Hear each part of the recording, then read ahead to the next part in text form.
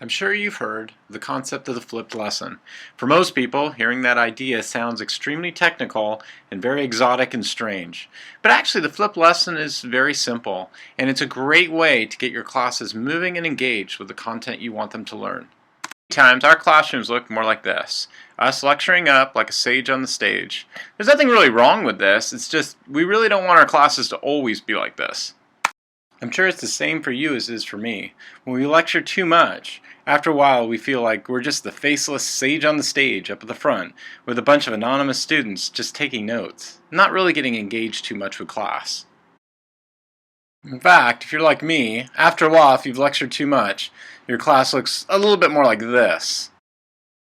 One way to make a change on this to get the students to be more active is the concept of the flipped classroom. The concept of the flipped classroom changes the traditional way of doing things. In the traditional way, typically we have a class that starts up with a warm-up and review. Then you teach a new concept, then you have some type of extension activity, and then you finish with a homework or drill or interpretation that's done at home. In the flipped classroom, you change this around. The homework is teaching a new concept, then you get to a group practice or interpretation in the class with an extension activity, and eventually an individual assessment. So you're probably wondering how you teach that new concept. The way we do it is through videos the students watch at home. And there are a lot of videos out there that you can use. One of the ones that I like the most is used in U.S. history and world history, and it's called Crash Course, with a guy who runs it called John Green and his brother Hank Green. Hi, I'm John Green. This is Crash Course U.S. History, and today we're going to tell the story of how a group of plucky English people struck a blow for religious freedom and founded the greatest, freest, and fattest nation the world has ever seen. These Brits entered a barren land containing no people and quickly invented the automobile, baseball, and Star Trek, and we all lived happily ever after. Mr. Green, if it's really that simple, I am so getting an A in this class. Oh, me from the past. You're just a delight.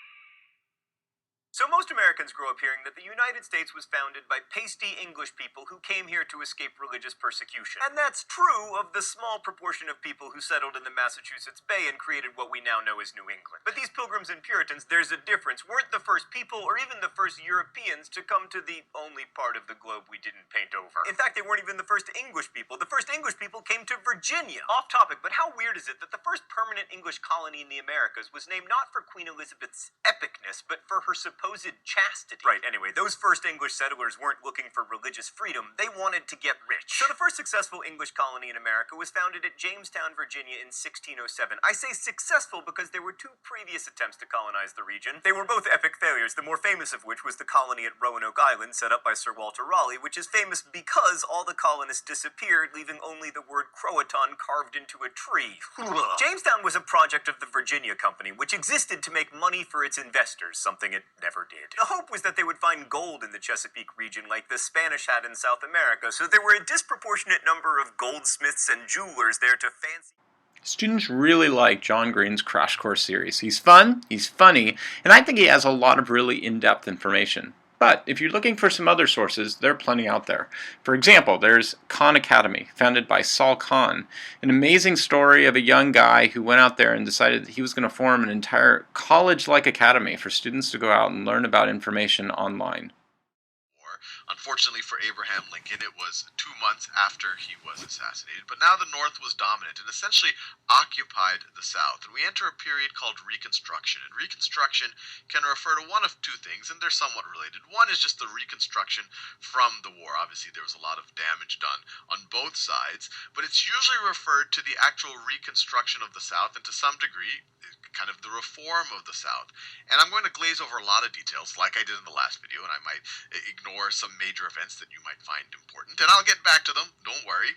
But the three big things that happened during Reconstruction, other than the fact of the North occupying the South and essentially, to a large degree, suspending democracy in the South and installing its own politicians, its own lawmakers, is that the United States passed the 13th, 14th, and 15th Amendments. These are known as the Reconstruction Amendments. In 1865, you have the 13th Amendment, and this abolished slavery. So let me write this here. This ended ended slavery. We talked about the Emancipation Proclamation, and that was essentially Abraham Lincoln's executive order. This was the speech he made, but now it became official law in 1865. Then in 1868, you have the 14th Amendment, which made everyone, every person born in the United States a citizen, and this includes the freed slaves. So it's kind of like the slaves are now free, and they are also citizens. And then in 1870, you have the 15th Amendment, which gave all free men the right to vote. And obviously now all men were free. There were no non-free men, so the right to vote. And I emphasize the men because even at this point, women did not have the right to vote. The right to vote. And the 14th Amendment also introduced a due process, which I won't go into the details here, but it essentially said, look, the government has to go under a due process, or essentially it's subject to its own laws when determining whether it can take away property from or in some way incur, I guess in some ways infringe on rights of others. Another source is TED Ed. I'm sure most of you have heard of TED Talks. They're the famous talks where people come from all around the world and share information. Recently, TED came up with a new venture called TED Ed, in which teachers from all over the world can submit ideas for lessons, and these get turned into animations and graphics by professional animators. You can go online, register for this, and start using some of the TED Ed videos within your classroom.